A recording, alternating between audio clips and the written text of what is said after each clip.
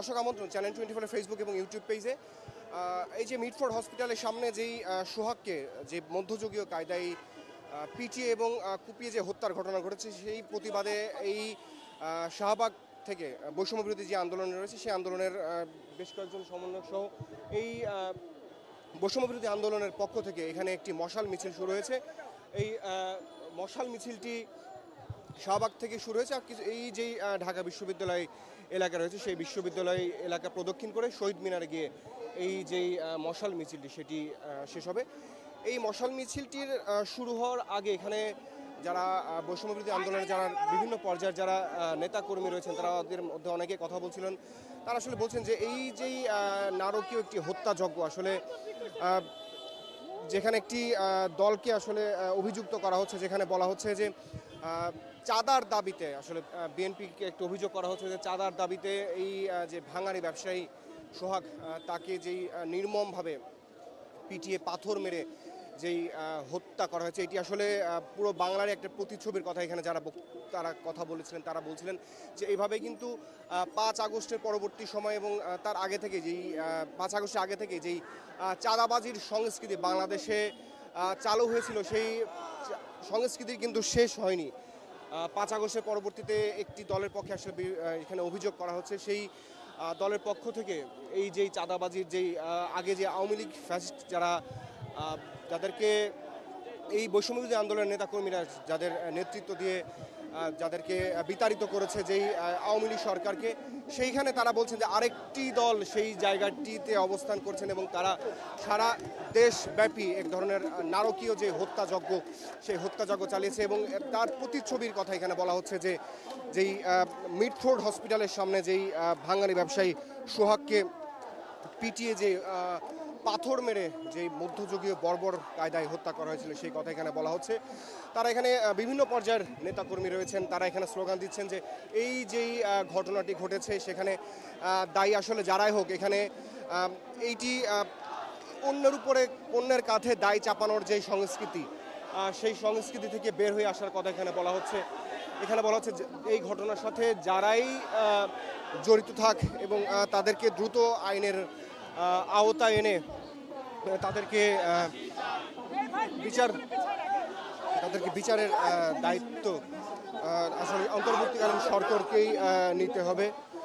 তো এই ধরনের দাবি এখান থেকে বলা হচ্ছে এবং অন্তর্বর্তী সরকারের প্রধান উপদেষ্টা এবং স্বরাষ্ট্র উপদেষ্টা সহ আইন শৃঙ্খলা রক্ষাকারী বাহিনীর উচ্চ পদস্থ যে সমস্ত কর্মকর্তা বা কর্মচারীরা রয়েছেন তাদের উপরে এখানে বলা হচ্ছে, তাদের প্রতি এক ধরনের দায় চাপানো। এখানে বলা হচ্ছে যে তাদের নিষ্ক্রিয়তার কারণেই এই ধরনের হত্যাকাণ্ড এবং এই ধরনের চাঁদাবাজির ঘটনা একের পর এক ঘটে আসছে। এখানে একজন বক্তা বলছিলেন যে বিশ্বজিৎ যে হত্যাকাণ্ডের কথা, আওয়ামী লীগের সময়ে তাদের যেই ছাত্র সংগঠন ছাত্রলীগ, তাদের সেই ছাত্রলীগ নেতাকর্মীদের যেই কুপিয়ে যে হত্যা করা হয়েছিল যে বিশ্বজিৎকে, দর্জির দোকানি, তো সেইটারই পুনরাবৃত্তির কথা আসলে একটি রাজনৈতিক দলকে তারা সামনে রেখে সেই অভিযুক্তটা করছেন। তো তারা বলছিলেন যে এই ধরনের সংস্কৃতির চর্চা বা এই ধরনের হত্যা বা এই ধরনের চাঁদাবাজির যেই বিষয়টি আসলে আওয়ামী লীগের সময় থেকে শুরু হয়েছিল, ফুটপাত থেকে শুরু করে বিভিন্ন ব্যবসা প্রতিষ্ঠানে যে ধরনের চাঁদাবাজির শুরু থেকে এসেছিল, সেটির এখন পর্যন্ত কিন্তু সেই চাঁদাবাজির বিলোপ কিন্তু হয়নি, সেটি কিন্তু এখন পর্যন্ত রয়েই গেছে। হয়তো ফ্যাসিস্টের একটি রাজনৈতিক দলের পরিবর্তে আরেকটি রাজনৈতিক দল সেই জায়গাটি আসলে নিচ্ছে, কিন্তু এতগুলো মানুষ যেখানে বৈষম্যবিরোধী আন্দোলন থেকে যেটি এক দফার আন্দোলনে গিয়েছিল, সেখানে তারা এমন একটি দেশ চেয়েছিল যেখানে কোনো ধরনের চাঁদাবাজি থাকবে না, কোনো ধরনের সন্ত্রাস দুর্নীতি মাদকমুক্ত যে একটি সমাজের কথা বলা হয়েছিল, যে সমাজের বিনির্মাণের জন্য, সেই দেশটি বিনির্মাণের জন্য এত মানুষ, প্রায় 1400 মানুষের কথা এখানে বলা হচ্ছে যে যারা রক্ত দিয়েছিল এবং 20 থেকে 25 হাজার মানুষ যারা বিভিন্ন পর্যায়ে যারা আহত হয়েছিলেন, কারো হাত হারিয়েছেন, কেউ বা পা হারিয়েছেন, কেউ হাত পা দুটো হারিয়েছেন, কেউ অনেকে বিছানায় কাতরাচ্ছেন। এবং এই সমস্ত ব্যক্তিদের যেই আত্মত্যাগ, সেই আত্মত্যাগ কিন্তু এখন পর্যন্ত বৃথা যেতে দেবে না, এই ধরনের কথা এখান থেকে বলা হচ্ছে। এখানে বিভিন্ন পর্যায়ের নেতাকর্মী রয়েছেন যারা আসলে স্লোগান দিচ্ছেন যে এই যে চাঁদাবাজির ঘটনায় যারা মারা গেছেন এবং যে একটি দলের উপরে আসলে এখানে অভিযোগ আনা হচ্ছে। এখানে যারা যুক্ত হয়েছেন এই মশাল মিছিল, আমি যদি একজনের সাথে কথা বলি, আচ্ছা এই আজকে যে মিছিলটি এটি কি কারণে এই মিছিলটা আপনারা এখানে করছেন? আমরা বাংলাদেশে যে চাঁদাবাজি হচ্ছে, যে পরিমাণ চাঁদাবাজি, সেই চাঁদাবাজির বিরুদ্ধে আমরা সেই জুলাইকে আবার ঐক্য করে ধরে এবং আমরা যেন এই চাঁদাবাজি আর বাংলাদেশে না হয় সেটা বন্ধ করার জন্য এবং যে এই পুরান ঢাকায় যে ঘটনাটা হয়েছে এর ফাঁসির দাবিতে আমরা আজকে এখানে হয়েছি। আর কোনো মা বোনের বুক যেন এরকম খালি না হয়, কোনো বাবার সন্তান যেন খালি না হয়, এটার জন্যই চাই। আর এই বিএনপির লোকেরা যেভাবে চাঁদাবাজি শুরু করছে তাদের নিশ্চিত একটা বিচারের দাবিতে আমরা আজকে এই রাজপথে নেমেছি আবার। ধন্যবাদ আপনাকে। দর্শক, এই রকম বিভিন্ন পর্যায়ের নেতাকর্মী যারা রয়েছেন তারা এখানে এসেছেন। তাদের যেই চাঁদাবাজির যেই বিষয়টি, এখানে কবি নজরুলের একজন শিক্ষার্থী আছে।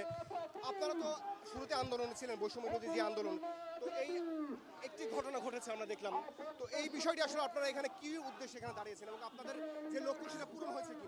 আমরা আসলে শুরু থেকে বৈষম্য বিরোধী ছিলাম, আর আমাদের আসলে চেতনা ছিল সবসময় বৈষম্য বিরোধী বাংলাদেশ গড়ার।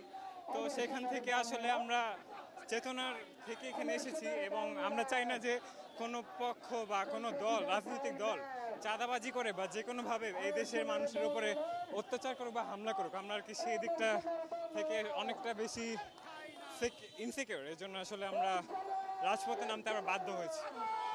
দর্শক, যেমনটি বলছি, বিভিন্ন পর্যায়ের যারা বৈষম্য বিরোধী আন্দোলনের যারা সক্রিয় সদস্য ছিলেন, যারা শুরু থেকেই এই বৈষম্য বিরোধী আন্দোলনে ছিলেন, তারা বিভিন্ন ধরনের স্লোগান দিচ্ছেন যে এই একটি যেই কথা আমি বলছিলাম যে এত মানুষের আত্মত্যাগ, এত মানুষের মৃত্যুর পরেও যেখানে একটি নতুন বাংলাদেশের স্বপ্ন দেখছে, যেখানে এই ছাত্র সমাজ বা সবাই যখন একটি নতুন বাংলাদেশ বিনির্মাণের স্বপ্ন দেখছে, ঠিক সেই মুহূর্তে বন্ধ থেকে যেটি আসলে পুলিশের পক্ষ থেকে দাবি করা হচ্ছে সেটি তদন্ত সাপেক্ষ বিষয়।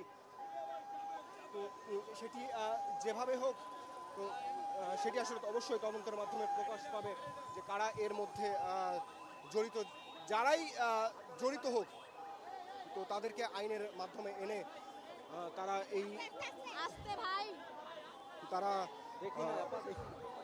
আইনের আওতায় তাদের আনার দাবি এখানে জানিয়েছেন। তো এই যেই মশাল মিছিলটি, সেই মশাল মিছিল এখন যে টিএসসি চত্বর রয়েছে সেখানে অবস্থান করছেন।